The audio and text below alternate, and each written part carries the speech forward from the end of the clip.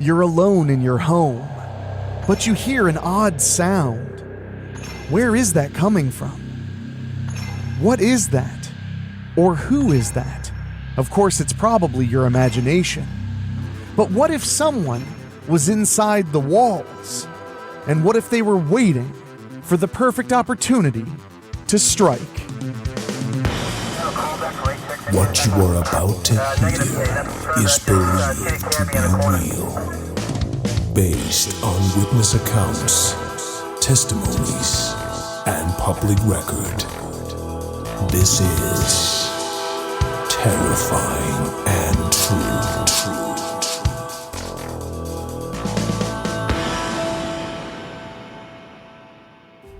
This story is as much of the murderer as it is of the victims. It's true that the victims suffered a painful death, but this psychopath turned murderer endured a lifetime of pain pre and post the crimes that he committed. Danny LaPlante, a man serving 3 consecutive life sentences, is one of the most intriguing true crime stories you will ever come across. While it can be challenging to filter through the details of Danny LaPlante's story and determine the truth, we're going to analyze it as best we can and try to understand why a young boy committed such heinous crimes. Danny LaPlante's story seems like an urban legend, but it's real, and we're diving into it after this.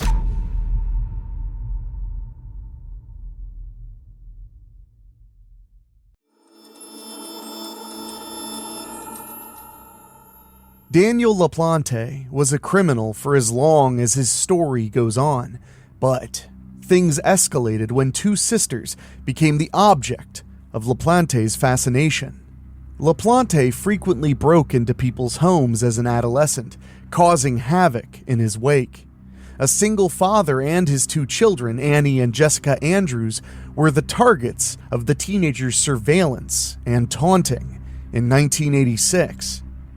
He had claimed to be a teenager from the girls' neighborhood and started calling them. Somehow his impression managed to captivate the girls, and in the end, Annie Andrews agreed to go on a date with him. When they first met in person, Annie was surprised by his appearance, but not in a good way.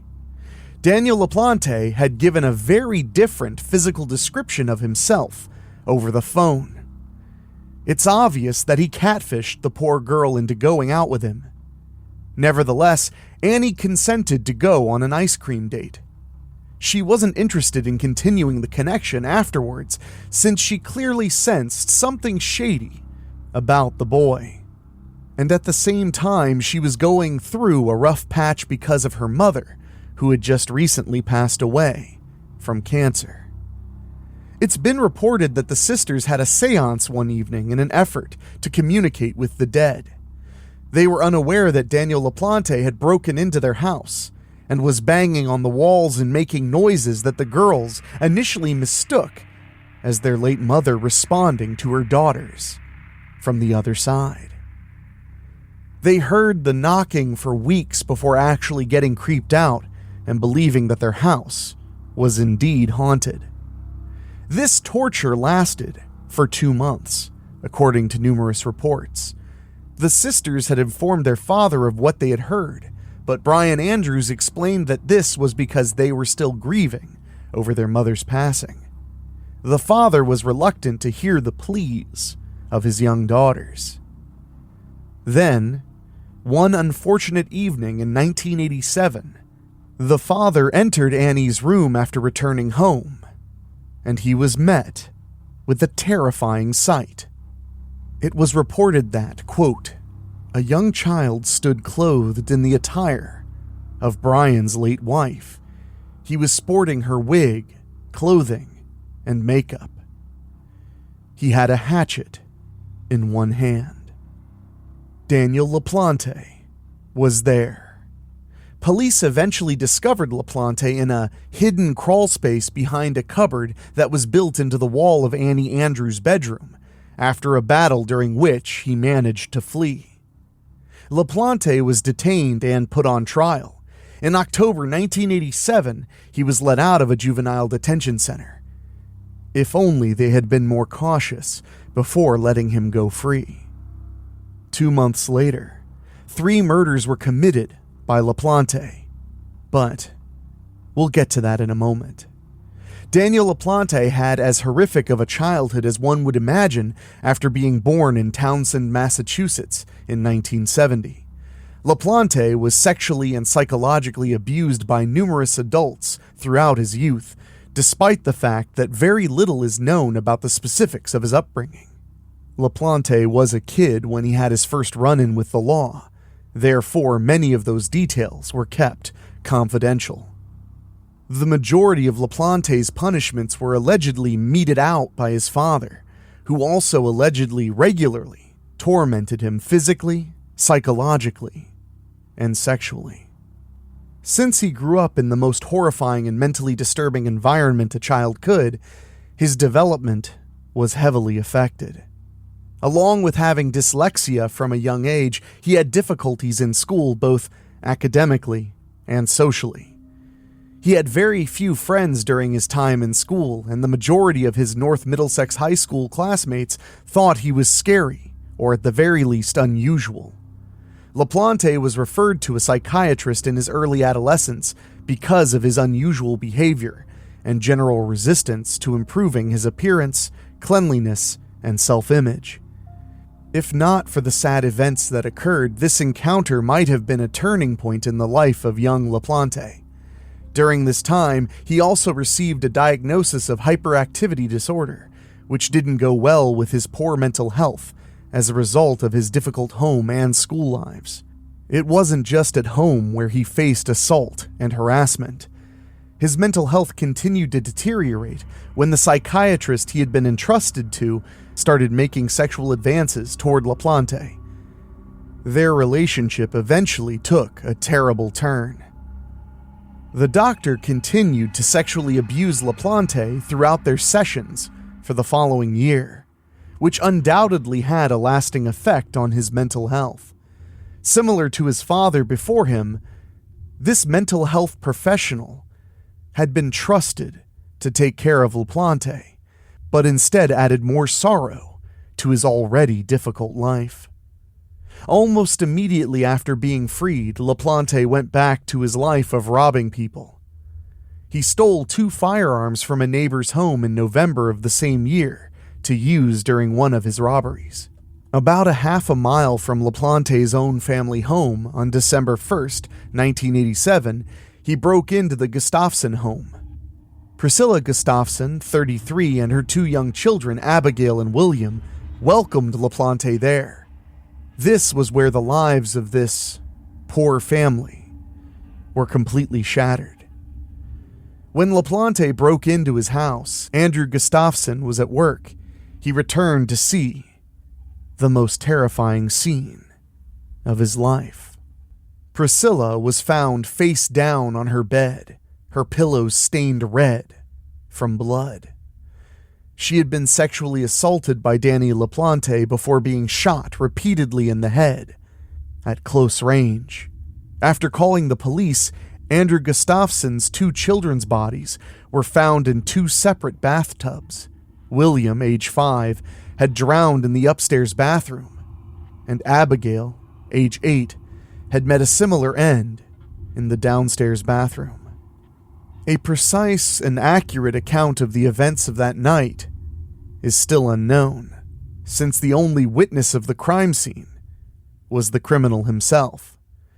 Given that LaPlante's activities suddenly changed from burglary to full-scale murder while he was in possession of a weapon, it is likely that he lacked the self-assurance or physical strength necessary to take his victims' hands and hold them down. The Gustafson home also contained a few things that can be used as shackles. This leads to the hypothesis that LaPlante broke into the house and restrained his victims while holding them at gunpoint. He most likely murdered Priscilla Gustafson first to get rid of the largest threat, before drowning the children, one at a time. Authorities quickly connected Danny LaPlante to the Gustafson family murder. When the police went to arrest him, they discovered that LaPlante had escaped the crime scene. And of course, that meant a manhunt began. LaPlante was seen as being highly dangerous and armed. His past made it impossible to predict the extent he would take to avoid being discovered. Later, he abducted a woman in her car after breaking into her home in a village near Townsend. The woman managed to flee, but LaPlante was discovered by someone who had seen his photo on a news broadcast. 48 hours after the quest for Danny LaPlante started, he was found hidden in a dumpster. LaPlante's participation in Abigail Gustafson's murder was confirmed by the forensics when a hair from her head was found on his sock during an inspection. Danny LaPlante was given 3 life sentences for the murder of the Gustafson family 1 year later. This case becomes about LaPlante when he refuses to take any guilt whatsoever of the crimes committed. He hasn't shown any signs of regret for his conduct after being imprisoned. LaPlante has had the audacity to keep stating that he is a broken man beyond redemption despite having multiple personality disorder that is obviously present in him. Over the years, he made several attempts to file lawsuits against the courts alleging that his rights had been violated from 1988 until 2014. In one instance, he argued that because he was purportedly practicing Satanism, the jail system had infringed on his religious liberties. LaPlante asserted that he needed the right supplies to perform some satanic rites, but that the jail administration had refused him. Daniel LaPlante filed a lawsuit against the state of Massachusetts in 2013 after it was reported that he was denied access to the supplies he required to practice Wicca. The authorities, according to LaPlante, refused to give him the, quote, 30 essential oils and 26 herbs he required for his religious practices, since he was, by his own description, a fervent Wiccan. LaPlante listed a number of the ingredients he claimed were necessary for him to avoid curses and communicate with goddesses, including dragon's blood, black opium, and honeysuckle. At the time, local Wiccans distanced themselves from LaPlante and said the supplies he asked weren't essential. One Wiccan leader made the apparent allusion to LaPlante when he said that the religion occasionally draws, quote, crazy people. And obviously, with a case like this, media coverage was bound to become a part. LaPlante appeared in the first episode of Season 2 of Your Worst Nightmare on Investigation Discovery on the episode entitled Bump in the Night. The Lifetime Channel's series Footsteps in the Attic, which examined crimes that had occurred before the Gustafson killings, also included LaPlante in Season 1, Episode 2. Later, LaPlante's resentencing hearing was held at Middlesex Superior Court in Woburn, Massachusetts, on March 22, 2017. LaPlante requested that his sentence be reduced. At the hearing, it was brought up that during his initial appeal, earlier court decisions stating that young people convicted of murder have to be given genuine opportunities to reintegrate into society were referenced. There was also a new legislation that allowed, quote, juveniles convicted of murder with extreme cruelty and atrocity to ask for parole after they've been behind bars for a minimum of 30 years. But after a forensic psychiatrist assessed LaPlante and determined that he was not sorry for his actions, the judge upheld his sentence of 3 consecutive periods of life in prison with the chance of parole after 45 years. But as of 2017, it appears that Danny LaPlante has finally accepted the consequences of his conduct. LaPlante said this while advocating for a lightening of his sentence, quote, I do not have the words to fully express my profound sorrow, but I am truly sorry for the harm I have caused. From the very essence of who I am, from the depth of my soul, I am sorry. The question lurking in many people's minds is if the murderer has for the longest time refused to feel guilty about his actions, but then one fine day, maybe to be able to get a reduced sentence, he apologizes, Is it fair to even reconsider the punishment? What's even more astonishing is the fact that LaPlante kept justifying his actions by claiming his own suffering. It seems irrational to punish a family of innocent people for your own vengeance. However, like everything in the Danny LaPlante story, it's confusing, it's violent, and it's breathtakingly cruel. There's a saying that I quote often, which is, hurt people hurt people.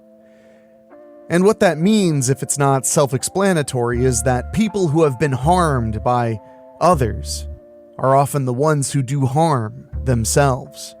It's a vicious cycle and something that many people struggle to break the cycle of.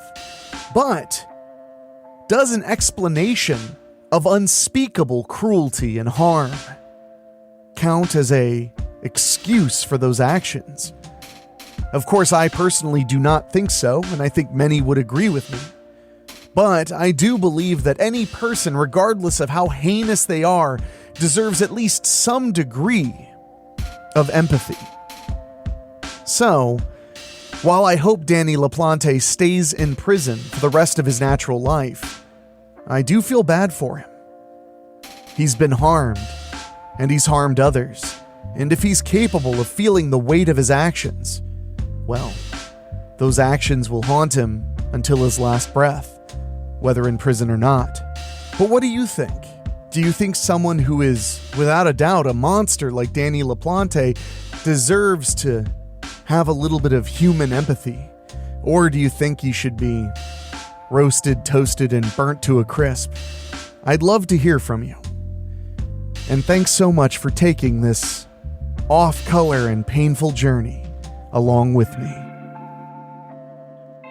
Terrifying and True is narrated by Enrique Couto. It's executive produced by Rob Fields, produced by Daniel Wilder, with original theme music by Ray Mattis.